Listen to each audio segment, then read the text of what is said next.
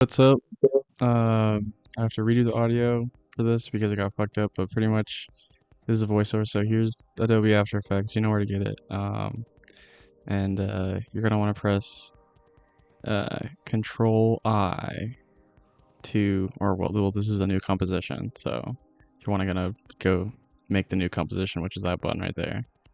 And then you want to, okay, I get it. I fucking showed that for way too long. Okay, and then you press Control I. It gets all your files and whatnot. And there he is, right there. Okay, got the man himself. Put him on the timeline. Wham! It doesn't like magnet like Premiere, so you have to do it yourself. But there he is, right? It kind of works like Premiere, but you can squish him automatically without having to do that in the settings. Um, then you want to go to uh, the push pin tool that's right here. You want to put places, or you want to put pins in everywhere where his joints are supposed to be. And I know where Jerma's joints are supposed to be. They're gonna be all over his head, his feet, his knees, his other foot, maybe his hips, his shoulders. Who knows? You know. So you have the push pins, and you're like, whoa. Now I can move them around. Hello, Drew. Hello, I'm Jerma.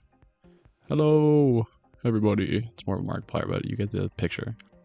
And you're like, wow, do I have to do that manually? And like, no.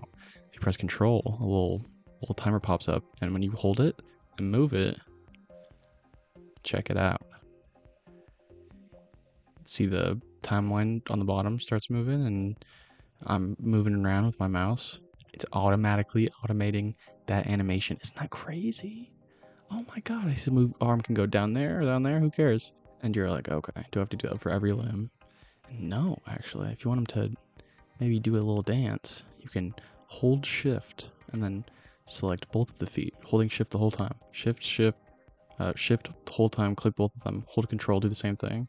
Now he's doing a little dance. Now he's doing a little bit of a jig. Where the rats? I think I was doing a where the rats thing. It's just a German reference for you. You can do that with any part of his body.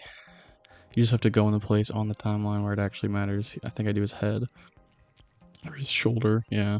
So you can make stuff like this. Okay, thanks. Bye.